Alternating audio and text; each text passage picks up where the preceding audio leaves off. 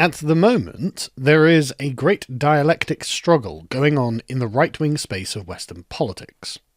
This struggle is between the forces of the previous liberal paradigm, which are colloquially called containment, and a radical right wing that is struggling to burst through the bonds in which it has been imprisoned for so long.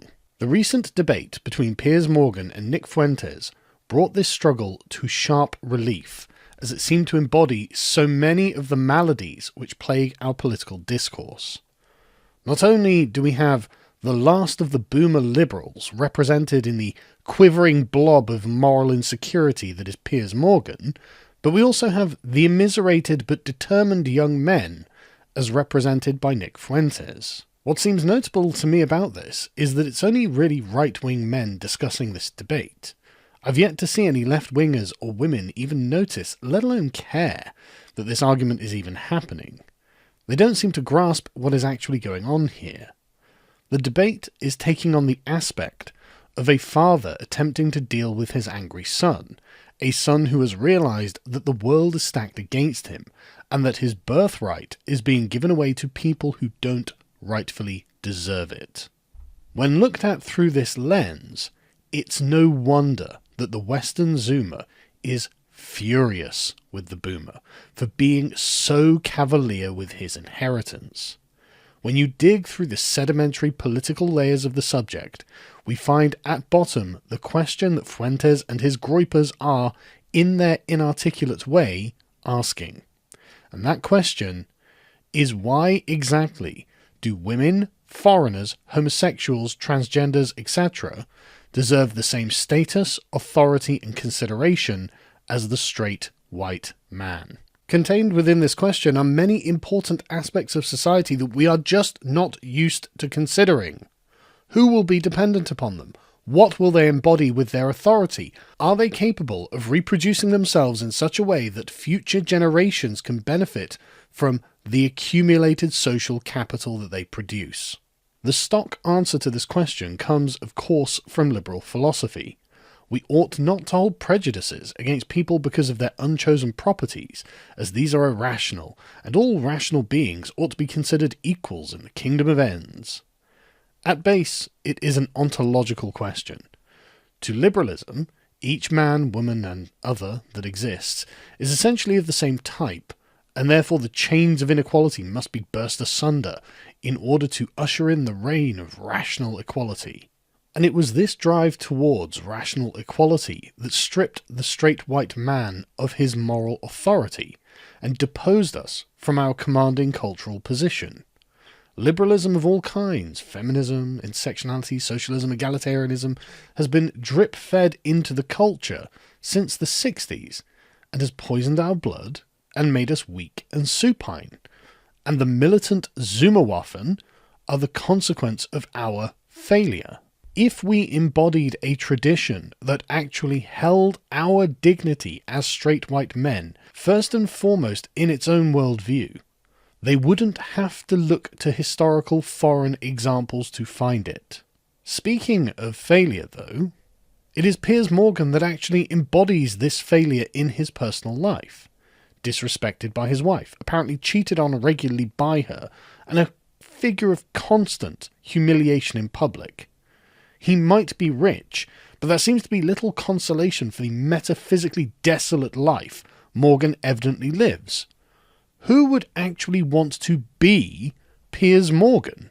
Moreover, Morgan has been completely captured by the morality that led men writ large to such an ignoble end. During his debate with Fuentes, Morgan could do little else than play the predictable old liberal game of casting epithets. Racist, homophobic, misogynist, etc., etc., etc. Not only is this tiresome to men of my age, but for men of Fuentes' age, this is positively hilarious. These liberal incantations do not hold any power over them, and to invoke them is to admit that one wants to preserve the old order that they are here to destroy. In throwing these labels at Fuentes, Morgan admits that he is just a liberal himself. He is just here to defend the rights of women and minorities. He doesn't care about the straight white men who have been on the receiving end of such a regime. He is, in effect, attempting to pull up the ladder, and reveals himself to be the last of the rear guard of a form of masculinity that has failed. Returning to the question then, we can see that the post-World War II consensus is trying to make us all free and equal, as it was assumed that all of the non-straight white male identity categories will either become socially neutral and impose no costs on society, or take up the moral burdens the straight white men have carried over the centuries. But is this true? And the answer is quite clearly no. Not only have minorities not been cost neutral to society, but women, when given free access to wealth and power, have not taken on a paternalistic role that is considerate of the people beneath them. They have not married down, they have not formed families and become the breadwinners, they are not producing children as is needed for the maintenance of civilization, nor have they maintained the proper moral order of society. Indeed, these groups, freed from the yoke of the straight white man's moral order, have proceeded to burn up the cultural capital of the West and mortgage our ever-darkening future for immediate benefits in the present. The natural order of the world, in which the straight white man is at once the breadwinner, the moral authority, and the person of last resort, has been inverted upon its head with the rational expectation that anyone else ought to be able to fulfill that role. And we have found that nature has in fact not imbued all people with the same drives, goals, and desires, and the world is a worse off place for it. This has not been responsible, considerate, nor sustainable. Instead of alleviating oppression, it has merely shifted perceived oppression onto a demographic from whom recognition of their rights and entitlements has at the same time been rescinded. And this is what is being represented in the Piers Morgan versus Nick Fuentes debate. Morgan takes on the aspect of a kind of house slave to the liberal order, demanding an end to racism and sexism, whilst having been born and raised at the tail end of a civilization that had not yet been fully perverted by this philosophy, and then bending his craven knee to be the whipping boy of the new regime so he can finish what remains of his life with its material benefits. It's no wonder the Zoomers are furious. Why wouldn't they be? The Zoomers, though, have to remember that they are at the beginning of the revolution and not at the end. They are the tip of the spear, and whilst they are shredding the norms and valuations of the liberal order, demands will be placed on them to find the alternative. And it's not fair to demand they have the answers either. Not only are they only in their 20s, but they were deliberately severed from a tradition that they are attempting to reconstruct from fragments, in the face of an unbelievably overwhelming and powerful hostile opposition.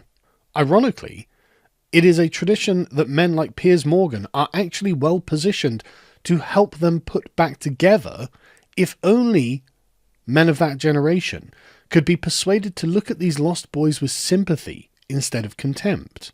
I think the reason that Jordan Peterson used to be an inspiration for young men is that he recognised that actually young men crave responsibility.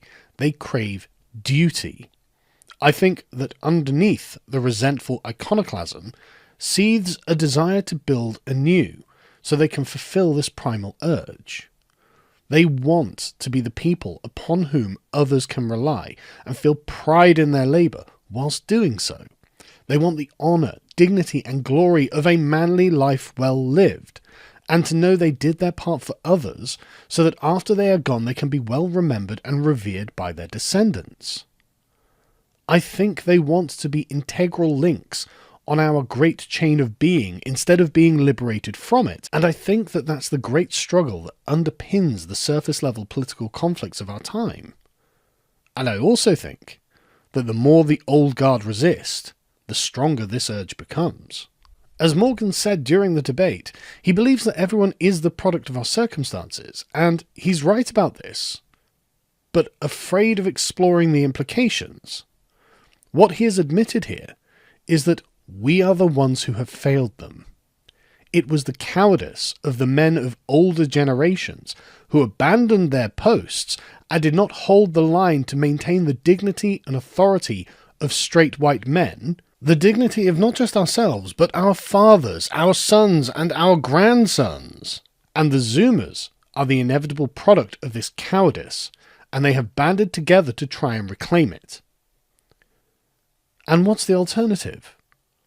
A slow, undignified death by 1,000 cultural cuts, as what's left of the Western straight white man is dismembered, dishonoured, scattered to the winds, and lost to history. And we men of the right had better understand this sooner rather than later. The Zoomers are our vanguard, and we have an obligation here. As the older men, we have a responsibility to them, and we ought to fulfill it.